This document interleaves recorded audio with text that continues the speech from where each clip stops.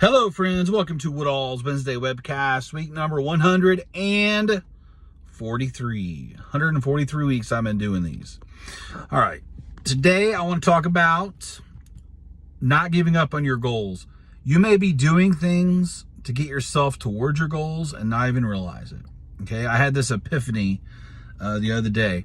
One of the things I think about is, and this is a little bit different because usually I don't usually talk about myself. All right, on these, I usually don't talk about myself at all on social media. I talk about my clients, and my clients are my business. The clients are what I do. So, they're the important part of this. But I had a thought the other day that I want to share with you guys. I often think that I wish, the people that are great at stuff, Tiger Woods, guitar players, these people started gymnasts. The Olympics are on right now. That's probably why I actually thought of this, because the Olympics. But people are, they're starting, like Tiger Woods started playing golf at like 2, and he's done it his whole life, and now he's great. I wish I could go back in time and give 5-year-old Ryan a guitar, or something like that. So I've often thought, man, it sucks that I really don't have anything that I've done my whole life like that I could be really, really good at now and be at the top of my game. And then I realized I do. Like, my whole life has been building me up to being a trainer and helping people and coaching people.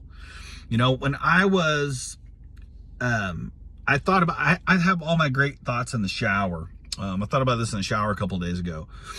When I was a kid, I constantly read self-help books. Okay, I've talked about Dr. Wayne Dyer. He's one of my heroes. I've read all of his books.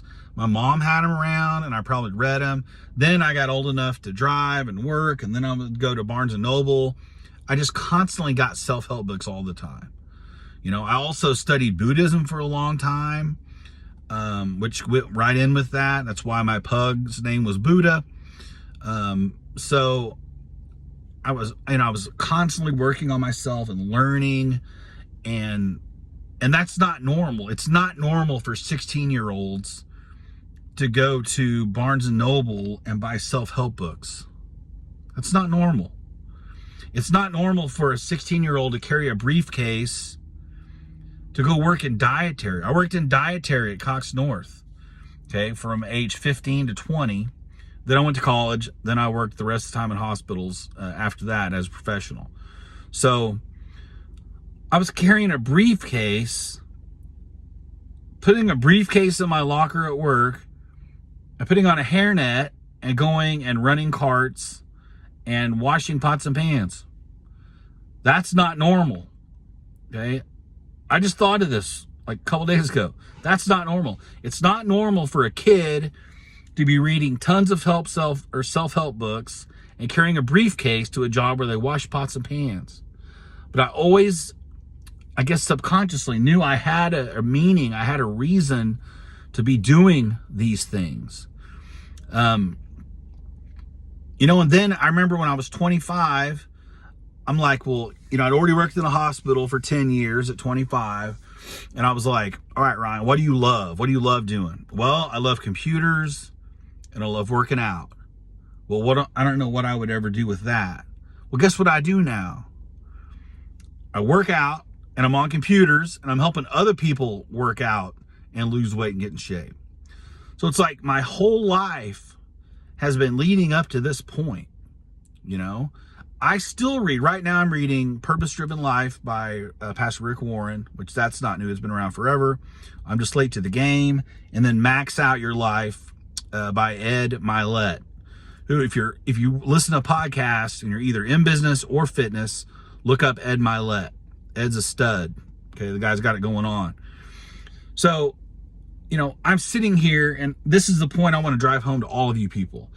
I'm sitting here thinking, I didn't start early. I'm not great at anything. I didn't get to hone a craft my whole life. I did. I read self-help books. I learned how to help myself and help others live their best life. I'm in healthcare. I'm helping families deal with the death of a loved one. I'm oftentimes in the room, when patients or when family members are told that their loved one passed away. I've dealt with all that. So all this stuff that I'm talking about that I subconsciously was doing that I didn't even realize was leading me up to now, to be a trainer, to help people, to listen to people's problems, to help them fix their problems, to help them make them better.